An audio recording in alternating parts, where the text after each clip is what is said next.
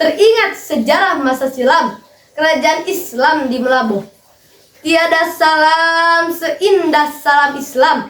Assalamualaikum warahmatullahi wabarakatuh. Profesor boleh bangga dengan ilmu pengetahuannya. Amerika boleh bangga dengan kecanggihannya. Sedangkan kita sebagai umat Islam harus bangga dengan salamnya. Karena dengan salam mudah-mudahan kita selamat dunia dan akhirat. Hamdan wa syukran lillah, salatan wassalaman ala rasulillah, amma ba'du. Tiada ungkayan kata yang pantas saya ucapkan selain kata puja kita panjatkan kepada Allah yang Maha Kuasa, yang dapat kita ketahui secara logika dan mata hati kita. Puji kita syukuri kehadirat Allah ilahi Rabbi yang Maha Suci, yang dapat kita ketahui dengan ilmu yang hakiki.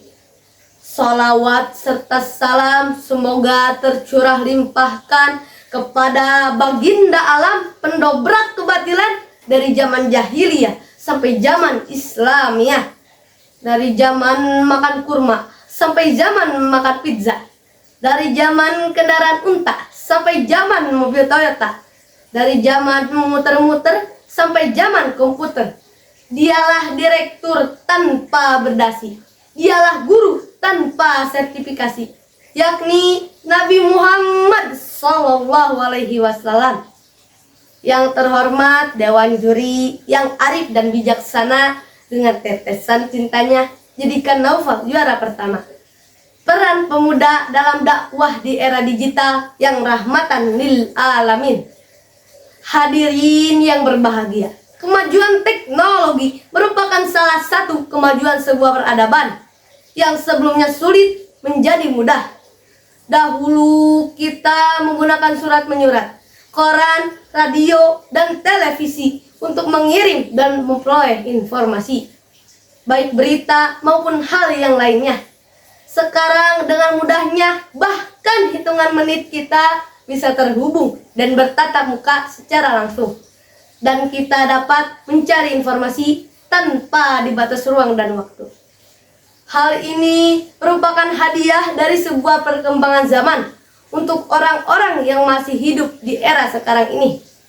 Dampak positif dan negatifnya berselancar di dunia maya. Menggunakan media sosial tentu saja ada. Untuk itu etika dan bijak dalam bermedia sosial harus dijaga. Jangan sampai kita terbawa arus yang tidak baik dalam perkembangan media sosial. Berikut cara-cara terbaik dalam bermedia sosial. Pertama, menggunakan media sosial sesuai dengan proporsinya. Menggunakan media sosial adalah kebutuhan yang tidak bisa dihindari karena sudah zamannya. Tinggal secermat mungkin kita dalam menggunakannya. Kedua, menjaga akhlak dalam berinteraksi antar pengguna media sosial. Dalam hadis dikatakan, "Man kana yu'minu billah wal yaumil akhir falyaqul khairan aw liyasmut."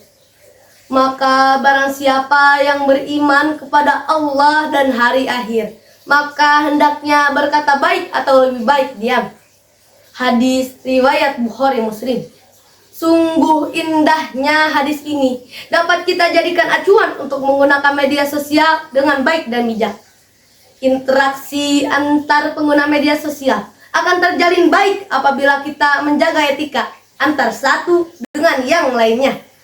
Ketiga, memfilter informasi yang didapat. Dalam Islam bahwa setiap informasi yang didapat harus disaring atau difilter sehingga akan menghasilkan informasi yang valid, benar, dan bermanfaat. Kebenaran informasi yang didapat berdasarkan fakta atau bukti sehingga dapat disebarkan. Apabila memenuhi 3 unsur tadi, maka informasi dan berita boleh disebarluaskan. Demikian yang bisa saya sampaikan.